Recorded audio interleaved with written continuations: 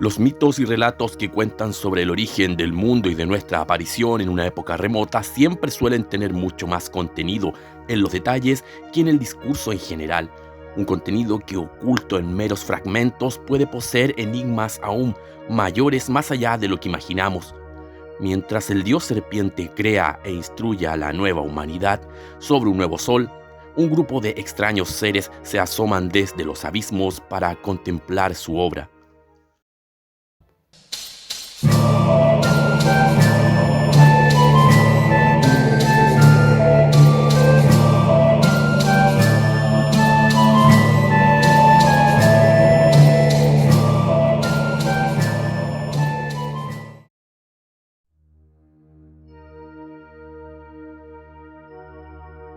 Los ciclos de vida y de muerte en las culturas precolombinas son muy parecidos a otras cosmovisiones de pueblos ancestrales alrededor del mundo, tema que veremos en futuros videos. Queremos mostrar también dos breves elementos míticos que destacan en la historia de Quetzalcóatl como creador de la humanidad. Primero, los mitos mexicas hablan de que para crear a la nueva humanidad, o sea, la actual, en el quinto sol,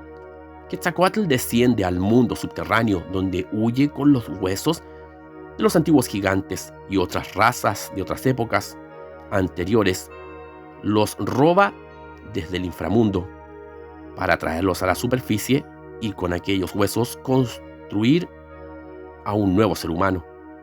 Pero en su batalla con los dioses subterráneos por emerger desde el inframundo, parte de sus huesos también son molidos y fracturados. Es entonces donde decide mezclar ambos huesos, los de las antiguas razas con los suyos propios, dando origen al nuevo ser humano, que sería la creación más perfeccionada de entre las antiguas razas que fueron extintas. Este mismo detalle podemos encontrarlo en los relatos sumerios de la creación de la humanidad por aquellos dioses llamados Anunnakis, que, tras sucesivos intentos fallidos de crear a un nuevo ser inteligente y pensante sobre la Tierra, logran crear al primer ser humano muy parecido al bíblico Adán. Luego, esta nueva humanidad creada en el quinto sol debía ser alimentada con nuevos frutos y cosechas, y es aquí donde Quetzalcóatl, al recorrer el mundo del quinto sol, se encuentra con una enorme montaña que en realidad era una especie de enorme granero de granos de maíz y otros cereales, los cuales eran fuertemente custodiados y de los cuales se alimentaban unas hormigas rojas. Quetzalcóatl, al no poder ingresar por aquellas cumbres, se convierte en una hormiga de color negro y roba el grano a las hormigas rojas, ofreciéndoselo a la nueva humanidad. Luego de notar que aquellos granos sí servían, manda a los espíritus del agua y el viento a destruir la montaña para que ésta deje salir todas las provisiones mezquinamente guardadas por las hormigas rojas, dando paso al comienzo de la agricultura del maíz y otros vegetales en el mundo antiguo. El mito parece decirnos entre líneas que hubo una raza a modo de hormigas que tenían el patrimonio genético de los cereales y de la agricultura, que eran señalados como hormigas rojas. Curiosamente, el primer ser humano en el Génesis bíblico es llamado Adán, u hombre rojo, o tomado de la tierra roja, quien poseía el patrimonio del huerto del Edén, donde se encontraban los secretos de la agricultura y el árbol del conocimiento del bien y el mal. Luego, entre líneas, al ser expulsado Adán del paraíso, el patrimonio genético y las técnicas de la agricultura comienzan a abrirse paso sobre la tierra. El hombre rojo ahora pasa a ser un hombre negro, ligado a la tierra y a la muerte y a las guerras. Un ser humano negro como el color del dios Tezcatlipoca. La humanidad solo se salvaría si obedecía a los preceptos y las leyes que Quetzalcóatl, serpiente emplumada y protector de los seres humanos, les habría mandado que guardasen. También resulta extraño cómo el mito habla de romper una montaña para que pudiese salir el maíz, misma técnica que luego usarían las culturas precolombinas ligadas a los Andes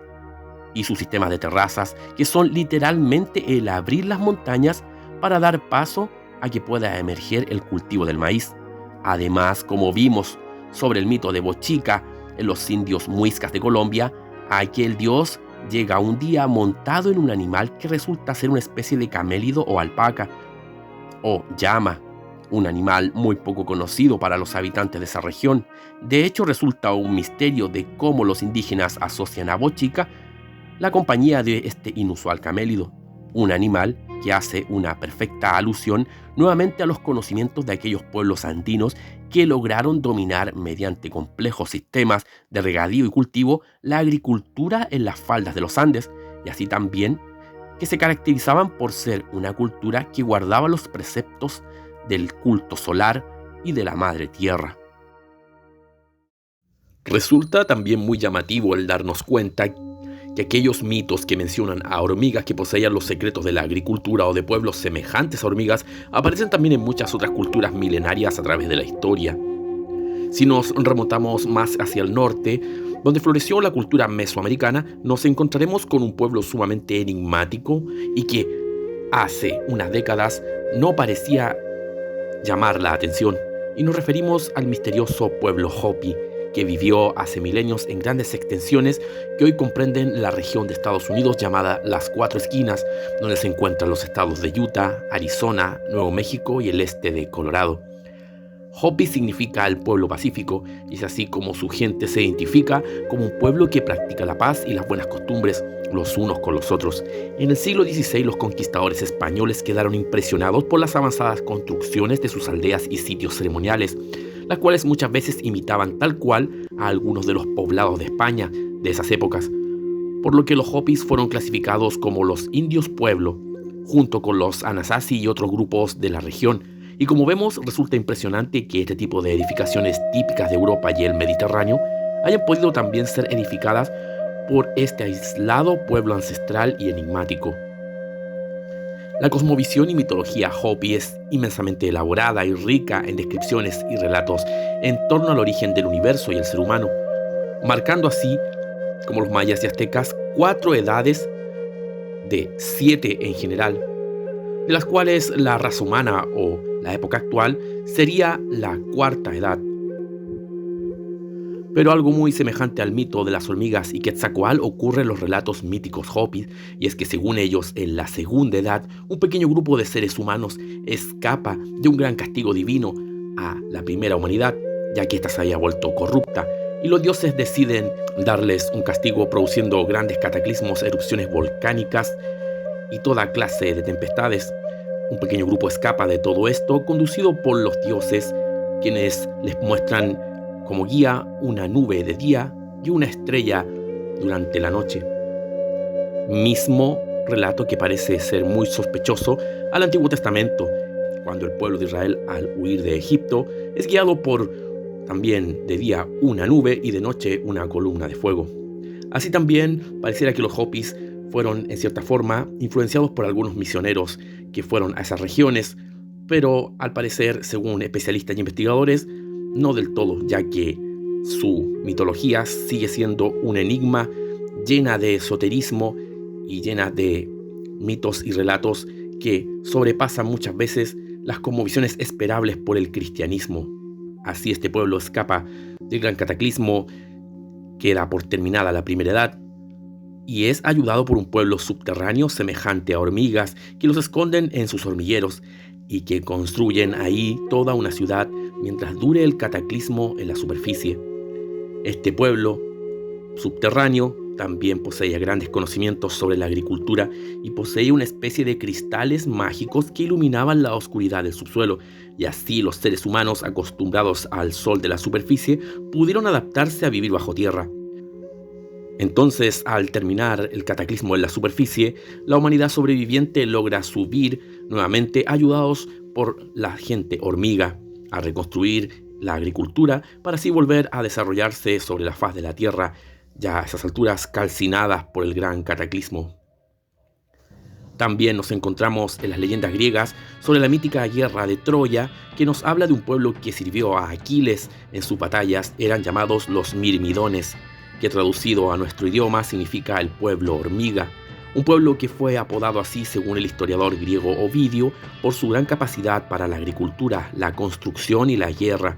Los mirmidones eran feroces guerreros que según el mito descendían de unas hormigas transformadas en humanos para volver a poblar el antiguo reino de Tesalia.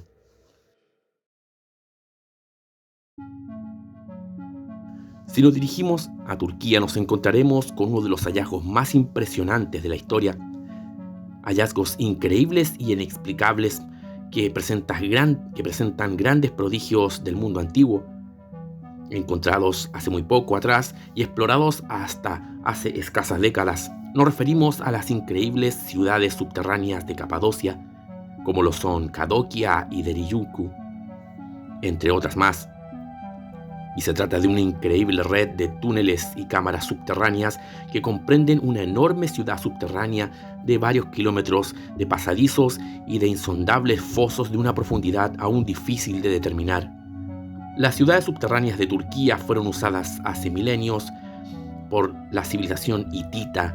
para luego, al pasar los años, ser usada como refugio por diferentes imperios de la guerra y así también por los cristianos primitivos para huir de las persecuciones. Así, siglos más tarde, también fue ocupada como refugio por los comerciantes de la ruta de la seda. Aún es muy difícil determinar la antigüedad de estas increíbles ciudades y sobre todo la forma en que fueron construidas, ya que muchos arqueólogos dicen que inclusive los túneles principales de muchas galerías y estancias fueron labradas por corrientes de lava subterránea, lo que facilitó la construcción de esta inmensa megápolis del inframundo. No sabemos si este puede ser un legado más del mítico pueblo hormiga que vivía en ciudades subterráneas y dentro de montañas y tenía grandes conocimientos sobre la agricultura y otros saberes adelantados para la época. ¿Qué tan antiguas son estas ciudades y leyendas? Y si realmente pudo existir una raza perdida en un pasado remoto de la humanidad, es algo que de momento resulta imposible de dilucidar. Otro elemento que resulta inquietante es la descripción de cómo la gente hormiga iluminaba para sus huéspedes humanos sus grandes estancias y profundas galerías. El mito Hopi alude a cristales que acumulaban la energía del sol y podían brillar por largos periodos en el subsuelo. Esto nos hace preguntarnos por la gran incertidumbre de cómo las ciudades subterráneas de Capadocia podían ser iluminadas de manera eficiente por largos periodos de tiempo. Los arqueólogos dicen que con lámparas de aceite les bastaba a aquellos que estaban viviendo bajo la tierra en aquellas ciudades, aunque como vemos resulta muy escaso encontrar grandes cantidades de hollín o tizne en las paredes. Junto con eso presentamos otro dato totalmente enigmático y es esta imagen de algunas calles de la ciudad de Pompeya. Bien sabemos que Pompeya fue una de las ciudades más sofisticadas de Roma, que fue sepultada bajo las cenizas del volcán Vesubio en el año 79 de nuestra era. Tras un arduo trabajo arqueológico de volver a restaurar sus calles y principales construcciones, la ciudad quedó de libre acceso al público. Esto ha permitido que muchos viajeros y turistas al transitar por la ciudad suban sus fotos a alguna red social, como esta donde supuestamente vemos las calzadas de una de las calles de Pompeya, con algunas piedras blancas engarzadas en las ranuras de las piedras del pavimento. Supuestamente la persona que subió la foto dice que estas piedras blancas eran puestas así porque eran capaces de iluminar las calles de noche al producir un resplandor especial. Falso o no, que nos hace sentido con algunas de las técnicas posibles de iluminación del misterioso y legendario pueblo hormiga. El mundo de la ufología y de las conspiraciones ha presentado historias verdaderamente inquietantes sobre supuestas bases extraterrestres subterráneas que estarían bajo la supervisión del llamado Estado Profundo o Gobierno entre las sombras. De esto tenemos el impactante testimonio del ingeniero Philip Schneider, cuyas conferencias en los años 90 pasaron desapercibidas hasta que gracias a Internet pudimos saber de su historia por todo YouTube. Schneider nos cuenta que estuvo construyendo enormes bases y túneles subterráneos para los militares y el Estado Profundo en regiones cercanas a la de los indios Hopi y Anasasis. Ya bien sabemos que incluso hasta el mítico caso Roswell sucedió muy cerca de todas estas regiones.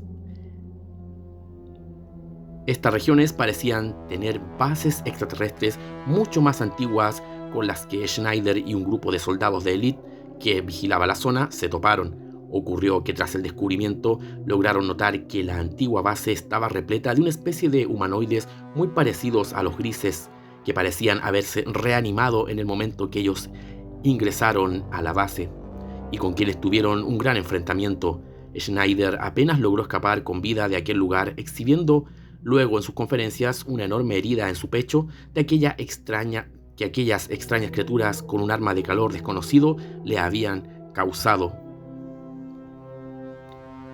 Verdad o no, Schneider al pasar unos años fue encontrado muerto en su casa, supuestamente porque habría cometido suicidio. La misteriosa base con la que se topó Schneider con el tiempo sería llamada la Base Dulce, por encontrarse en una árida región de Nuevo México llamada El Dulce,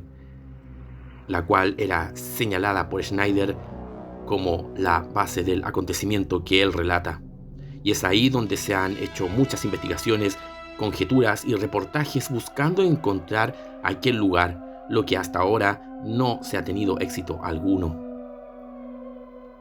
No podemos asegurar nada con esta historia y estos testimonios. Lo que sí podemos destacar es cómo esta idea de la gente hormiga se repite en muchos pueblos alrededor del mundo, y como hemos notado, existen indicios que algo extraño ocurrió en los subsuelos de nuestro mundo en épocas muy primitivas.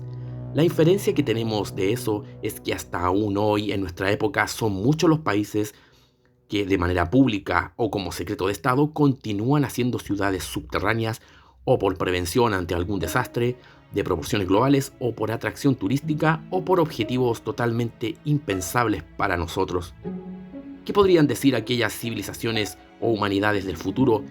de estas construcciones subterráneas actuales cuando pasen miles de años y sean olvidadas o enterradas por algún cataclismo planetario? ¿Causarán tanta impresión como lo causan hoy el hallazgo y en parte la leyenda de aquellas ciudades subterráneas construidas por misteriosas razas perdidas en el tiempo? Si te gustó el video, suscríbete y comparte, dale like y presiona la campanilla y así podrás saber en qué momento estamos subiendo nuevo material a nuestro canal. Un fuerte abrazo y hasta el próximo video.